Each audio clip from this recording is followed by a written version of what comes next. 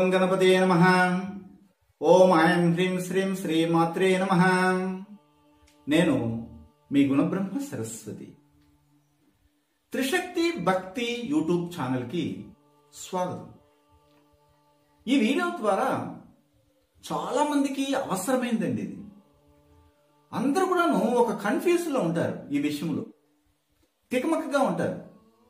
అది ఏమిటంటే, ఏదైనా ఒక ప్రాపర్టీని కొనేటప్పుడు, ఒక స్థలాన్ని కొనేటప్పుడు ఎవరి పేరు మీద కొంటే బాగుంటుంది? నా పేరు మీద కొనమంటారా గురుగారు, లేదా మా భార్య పేరు మీద కొనమంటారా అని అడుగుతుంటారు. అంటే ఇది ఒక డైలమా విషయం అన్నమాట. ఏది తేల్చుకోలేని విషయం, తేల్చుకొని ముందుకు వెళ్ళలేని విషయం. అంటే నా మీద కొంటే ఏ విధంగా ఉంది, మా భార్య మీద కొంటే ఎలా ఉంటుంది, లేదా మా పిల్లల మీద కొంటే బాగుంటుందండి అని అడుగుతుంటారు. చూడండి, ఇక్కడ ఏ స్థలానికి ఎవరు అధికారులు అనేది ముందుగా నిర్ణయించబడి ఉంటుంది. ఏ విధంగానంటే, మనం తీసుకున్నటువంటి ఆహార పదార్థాల్లో ప్రతి బియ్యపు మీద వారు తినే వారి యొక్క పేరు రాసి ఉంటుంది అంటారు కదా పెద్దలు. అలాగా పలానా స్థలం వీరికే చెందుతుంది, పలానా ఆస్తి వీరికే చెందుతుంది ముందుగానే లిఖించబడుతుంది భగవంతుని దృష్టిలో. ఇవన్నీ మనం నిర్ణయించుకునే దాంట్లోనే కొద్దిగా తికమకలు పడుతుంటాం. అయితే నన్ను అడుగుతుంటారు ఇలాంటి విషయాలు. నేను చెప్తుంటాను, మీరు ఎవరి మీద రాయాలనుకుంటున్నారు అని అడుగుతా. లేదండి నా పేరు మీద బాగుందనుకుంటున్నాను అంటారు. లేదండి, ఎప్పుడు కూడాను ఎవరి పేరు మీద రాయాలంటే ఆడవారి పేరు మీదే ఆస్తులు ఉండాలి. స్త్రీల పేరు మీద 80% వరకు స్థలాలు కొనడం అనేది చేయాలి. ఎందుకంటే వారి తరం తర్వాత వాళ్ళ పిల్లలకి వాళ్ళు అందజేస్తారు. కొంతమంది చూడండి, పిల్లల మీద పెడితే బాగుంటుందని అడుగుతుంటారు. వాళ్ళు మైనర్లుగా ఉంటే వారికి చెల్లుబాటు కాదు కాబట్టి మేజర్లు అయిన తర్వాత చేయొచ్చు. అందులో కూడాను ముఖ్యంగా భార్య మీద ఉండడమే ఎక్కువ. లేదండి మా తల్లి మీద కానీ మా తండ్రి మీద కానీ వాళ్ళు కొద్దిగా అవసాన దృష్టిలో ఉంటారు. కానీ ఎవరో చెప్పుంటారు జ్యోతిష్యులు, మీ అమ్మకి బాగుంది యోగము, మీ అమ్మ మీద కొను అని. ఆమె ఒక 10 సంవత్సరాల్లో కాలం చేస్తుంది అనుకోండి, మళ్ళీ దాన్ని రిజిస్ట్రేషన్ చేసుకో. 80% వరకు మాత్రము ఆ ఇంట్లో ఉన్నట్టు ఇల్లాల మీద రాస్తేనే మంచిది. 20% అంటే ఏమిటంటే, ఒకవేళ ఆమెకి తారాబలం కుదరలేదు, నక్షత్రం సరిపడలేదు, అప్పుడు టైం బాగలేదు, జాతక చక్రంలో రాశిలో చూసినట్లయితే ఆ యొక్క 4వ ఇంటిని ఇల్లు కొనడము లేదా ఆస్తి కొనడం అని చూస్తారు. కాబట్టి దానికి సరైన గ్రహస్థితి లేదు, దానికి నీచ కలిగి ఉంది. అలాంటప్పుడు దానికి వేరే మార్గాలు ఉన్నాయి. అది 20% మాత్రమే. అంటే 20% మనం పరిశీలించాలి. కొంతమంది అడుగుతుంటారు, గురుగారు మేము శంకుస్థాపన చేస్తాము, ఎవరి పేరు మీద బాగుంటుంది ఇంటికి అని. కొంతమంది గృహప్రవేశం చేస్తున్నాము, ముహూర్తం పెట్టండి వీళ్ళ పేరు మీద అంటుంటారు. అలాగే ఏదైనా ఒక వ్యాపార సంస్థను ప్రారంభిస్తుంటారు, ఎవరి పేరు మీద ప్రారంభిస్తే బాగుంటుందని. ఇది దాదాపు 70% మందికి ఇలాంటి తికమక అనేది ఉంటుందండి. నేను చెప్పొచ్చేది ఏంటంటే, ఎవరు ఏం చేసినా దానికంటూ ఒక విధానం ఉంటుందండి. అది ఎక్కువగా ఏమిటంటే, మనకు జ్యోతిష్య శాస్త్ర పరంగా మాలాంటి జ్యోతిష్య పండితుల్ని మీరు దర్శించి వాళ్ళ దగ్గర తగిన ఫీజునిచ్చి సంస్కారంగా పద్ధతిగా అడిగి తెలుసుకోవాలండి. ఏదో స్థలం కొన్నాము గబగబాని ఇల్లు కట్టేస్తామని కనుకొడితే కంటే దానికంటే కూడా కొద్దిగా ఆలోచించి ముందుకు వేయడం మంచిది. ఎందుకంటే ఆలస్యం అయిపోతుంది, మీరే కడగాలు వేసేస్తారు, గోడలు పెరిగిపోతాయి, పై కప్పు పడదు, పై కప్పు పడింది మళ్ళీ పూత ఉండదు, పూత పడింది అలాగే నిలిచిపోతుంది, ఏదో ఒక లోపల ఉన్న వర్క్లు నిలిచిపోతాయి. ఇలా చాలా మంది బాధపడుతున్నారు. అందుకని ఎప్పుడు కానీ ఫలానా డేట్లో పుట్టిన వారికి ఇలా చేయాలి, ఫలానా నక్షత్రంలో పుట్టిన వారు ఇలాంటి స్థలాన్ని కొనాలని కూడా ఉంది గ్రంథాల్లో. ఉదాహరణకి నేను 2వ తేదీ పుట్టిన వాళ్ళ గురించి చెప్తాను. మీరు మిగిలిన రోజుల్లో పుట్టిన వాళ్ళు ఎలాంటి స్థలాలు కొనాలో మళ్ళీ చెప్తాను వేరే వీడియోలో. ఇప్పుడు ప్రస్తుతానికి ఒక ఉదాహరణగా తెలియజేస్తుంది. ఈ 2వ తేదీ కానీ 11వ తేదీ కానీ అలాగే 20వ తేదీ 29వ తేదీ పుట్టినటువంటి వాళ్ళు ఎవరైనా ఉంటే ఇది గమనించండి. వారు ఏం చేయాలంటే, ఆ ఊర్లోకి అవుట్కట్స్ లో కొనాలండి. అంటే డెడ్ ఎండ్ లో కొనాలి. ఒక వీధిలో కానీ లేదా ఆ ఊరికి కానీ చివరిలో అవుట్కట్స్ లో కానీ కొనాలి. అలా కొనేటప్పుడు కూడాను ఆ కొనబడే స్థలము ఎవరిదై ఉండాలంటే, ఒక విధవరాలది అయితే మాత్రము ఆ స్థలములో ఆ 2వ తేదీ కానీ 11వ తేదీ 29వ తేదీ 20వ తేదీ పుట్టిన వాళ్ళు కానీ కొంటే వాళ్ళకి తిరుగుండదండి. ఒక రారాజులాగా వెలుగుతారు ఆ స్థలంలో. కానీ వాళ్ళు ఇల్లు కట్టుకున్నా కానీ లేకపోతే ఏ సంస్థను పెట్టినా కానీ చక్కగా అభివృద్ధి చెందుతారని మాత్రం ఖచ్చితంగా చెప్పగలను. ఇవన్నీ కూడా అనుభవంలో ఉన్న విషయాలు తెలియజేస్తున్నాను. అలా కాకుండా మీరు ఇష్టం వచ్చినట్టు ఎవరు అంటే మనం కొనేటప్పుడే వీరి స్థితి ఏమిటి, అక్కడ ఎలాగ బతికారు, వాళ్ళు ఉన్నతంగా బతికారా, వాళ్ళ ఫ్యామిలీ బ్యాక్గ్రౌండ్ ఏమిటి, వాళ్ళు నీచంగా బతికున్నారు అనుకోండి, వాళ్ళ దగ్గర కొన్నారనుకో మీకు కూడా నీచత్వం ఆపాదించబడుతుంది, ఒక చెదుల్లాగా మీకు అంటుకుంటుంది.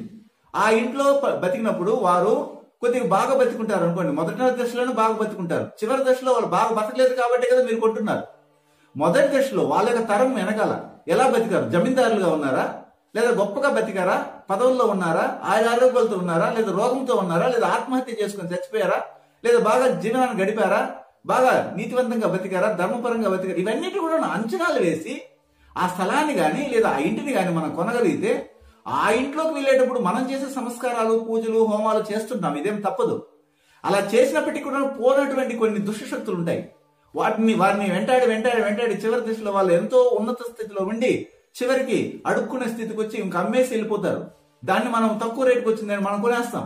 అలా కొనేటప్పుడు ఎవరి పేరు మీద పెడితే బాగుంటుంది, వీరి పేరు మీద పెడితే బాగుంటుందా, వారి పేరు మీద పెడితే బాగుంటుందా, మా అబ్బాయి పేరు మీద పెడితే బాగుంటుంది, పెడతారు, పెట్టి కొనేస్తారు. కొన్న తర్వాత మీ అబ్బాయికో మీ ఆవిడికో లేకపోతే మీకో ఏదో ఇబ్బంది వస్తుంది, ఒక విధమైనటువంటి అపస్కృతి అనేది ఏర్పడుతుంది. ఇలాంటివన్నింటినీ పరిశీలించేటప్పుడు ఒక ఆస్తి కొనేటప్పుడు కానీ, ఒక ఆభరణాన్ని కొనేటప్పుడు కానీ, ఒక విధమైనటువంటి విలువైనటువంటి వస్తువుల్ని కొనేటప్పుడు కానీ, మన ఇంటికి తీసుకునే కుర్చీ అయినా కానీ, మన ఇంటికి తీసుకొచ్చే ఒక ఫ్రిడ్జ్ అయినా కానీ, మనకి ఇంటికి తీసుకొచ్చే ఒక చిన్న టీవీ అయినా కానీ, వీటన్నిటిని కూడాను ఎవరి పేరు మీద పెట్టి తీసుకురావాలి, ఎప్పుడు తీసుకురావాలి, ఎలా తీసుకురావాలి, ఏ ముహూర్తాన్ని ఇవన్నీ ఉన్నాయి పాటించే వారికి. పాటించిన వారికి ఎవరికి చెప్పలేము. ఒకవేళ ఇలాంటివన్నీ పాటిస్తూ చేయగలిగితే మంచి ఫలితాలు వస్తాయి.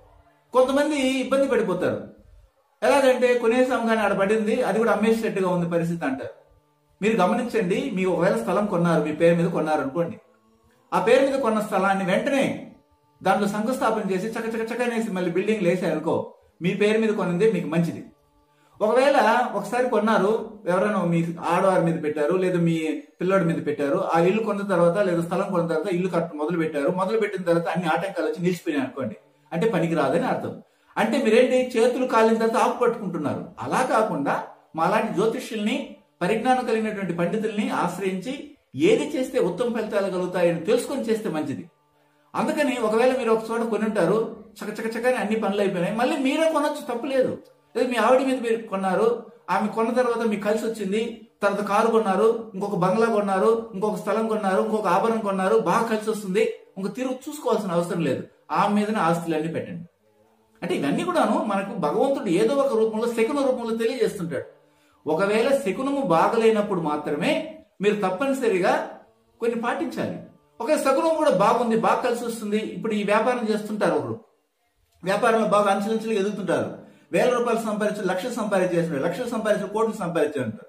ఇంకొక అతను వస్తాడు, ఇంత బాగా సంపాదిస్తున్నారే, దీన్ని తీసుకెళ్లి ఇంకొక చోట పెట్టుబడి పెడితే ఇంకా బాగా వస్తుంది అంటాడు. అప్పుడు వెంటనే మీరు పప్పులో కాలేస్తారు, అక్కడికి వెళ్ళిన తర్వాత ఈ ఆస్తులు అన్ని కొట్టుకుపోతాయి, ఒక జూదం లాగా. అలా కాకుండా ఎప్పుడైతే మీరు వేరే ట్రాక్ లోకి ప్రయాణం చేయాలనుకుంటారో అప్పుడు తప్పనిసరిగా జ్యోతిష్య పరిజ్ఞానం ఉన్నటువంటి వారి దగ్గర సలహాలు అడిగి తెలుసుకోవాలి. మీరు దాదాపు ఒక 50 లక్షలు పెట్టి ఒక ఇల్లు కడతారండి, కానీ జ్యోతిష్యం దగ్గరికి వచ్చి కనీసం 2000 రూపాయలు ఇచ్చేదానికి వెనకం చేస్తుంటారు. దాని ఫౌండేషన్ కి దానికి సరైన ముహూర్తం పెట్టి, ఈ సమయం బాగుంది, ఈ తారబలం కుదిరింది, ఈ నక్షత్రానికి, ఈ ఆయుకి ఇలాగా మీరు ఆయుష్ నిర్ణయించుకొని కట్టుకోవాలనే దానికి 2000 ఇచ్చేదానికి మీరు సంకోచిస్తారు. కానీ దాంట్లో మాత్రం 100 సంవత్సరాలు 102 సంవత్సరాలు మాత్రం ఆయుష్ని పోసి ఇవ్వాలి. కనీసం 2000 రూపాయలకి ఇవ్వడానికి కూడా మీకు మనసు ఒప్పదు. కానీ మీ బిల్డింగ్ లో చూడొచ్చు, మీ యొక్క బెడ్రూమ్ లో దాదాపు 10 లక్షలు పెట్టి ఒక బెడ్ కొని ఉంటారు. ఇదే మొదటే ఫౌండేషన్ పెట్టడానికి మీకు ముహూర్తం అలాంటి వాళ్ళు పెట్టకపోతే మీరు ఎలా కడతారు? అంటే సంకోచం కడితే అది ఎలా నిలబడుతుంది? అందుకని ఎప్పుడు కానీ పండితుల దగ్గరికి వెళ్ళేటప్పుడు, జ్యోతిష్య పరిజ్ఞానం ఉన్నటువంటి వారి దగ్గరికి వెళ్ళేవాడు, ఖచ్చితంగా జ్ఞానాన్ని కలిగినటువంటి వారి దగ్గరికి వెళ్ళేవారు, మీరు ఇలాంటివన్నీ ఆలోచించకుండా బేరం ఆడడం అనేది చేయకండి. అందువల్ల ఏమవుతుందంటే మీకు ఇబ్బందులు వస్తాయి. ఎందుకంటే అక్కడ ఆ రోజు బేరం ఆడాడు, ఆయన మనసు నొచ్చుకొని మీకు ముహూర్తం పెట్టి ఉంటాడు అనుకోండి, అలాగే ఉంటుంది ఆ ఇల్లు కట్టడం కానీ దాంట్లో సంసారం చేయడం కూడా. అంటే నేను నిక్కచ్చిగా చెప్తున్నాను, బాధపడకండి. ఇవన్నీ కూడాను చాలా మంది అనుభవించారండి. అందుకని అనుభవంలో ఉన్నవారు ఇలాగ ఇబ్బంది పెట్టిన వాళ్ళు ఎలా ఉన్నారు అన్నదాన్ని మేము పరిశీలించాను. ఓహో వీరు చక్కగా ఉన్నారంటే దానికి అర్థం ఏంటంటే గురువుల్ని గౌరవించారు, గురువులు అడిగిన సంభావన ఇచ్చేశారు. అండి మీరు ఎంత ఫీజు తీసుకుంటారండి అని కిండల్గా కామెంట్స్ పెట్టడం. అంటే ఎవరికైనా కానీ వాళ్ళ పొట్ట పుడుచుకోవడం కానీ చేస్తారు, ఏదైనా కోటి విద్యలు కూటి వద్దని అలాగా చేస్తుంటారు చాలా మంది. ఇలా కిండల్గా అడగడం వల్ల ఏంటంటే ఏ విషయాన్ని కానీ మనం మాట్లాడేటప్పుడు ఆచితూచి ఈ విద్వానులతో పండితుల దగ్గర బ్రాహ్మణుల దగ్గర మాట్లాడాలి. వాళ్ళ యొక్క ఇబ్బంది కనుక కలిగే విధంగా కానీ మీరు మాట్లాడినట్టే అది 7 తరాల వరకు మీ వంశాన్ని ఇబ్బంది పడుస్తుంది అనేసి ధర్మశాస్త్రాలనే ఉన్నది, పూర్వం అనుభవించారండి కూడా. అందుకని ఎవరితో మాట్లాడుతున్నాము, ఎలా మాట్లాడాలి అన్న విషయాన్ని జాగ్రత్తగా మీ పిల్లలు కూడా తెలియజేయండి. అతనితో మాట్లాడి ఇలా మాట్లాడాయా, ఇలాతో మాట్లాడి ఇలా మాట్లాడు, అందువల్ల ఇలాంటి పరిస్థితి వస్తుందని. అంటే ప్రతి ఒక్క మాటకి ఒక మూల్యం చెల్లించుకోవాలండి ఎప్పుడు కానీ. అందుకనే ఏ విషయాన్ని కానీ ఆచితూచి ముందుకెళ్ళండి. ఇప్పుడు మీరు కొనే విషయంలో కానీ స్థలాన్ని మనం రిజిస్ట్రేషన్ చేసుకునేటప్పుడు కూడా ఎవరి పేరు మీద ఉండాలనేది కూడా తెలుసుకోవాలంటే ముందు తెలిసినటువంటి జ్ఞానుల్ని మీరు ఆశ్రయించండి. ఇది ఒకటే మార్గం అండి. మరో అంశంతో మళ్ళీ మిమ్మల్ని కలుస్తాను. మీ గుణబ్రహ్మ సరస్వతి సిద్ధాంతి. సర్వే జన సుఖినో భవంతు. శుభం భూయాత్. Thanks for watching this video. For Guruji's appointment, please contact these numbers 9391 569 666 and 949 315 2666. Thank you.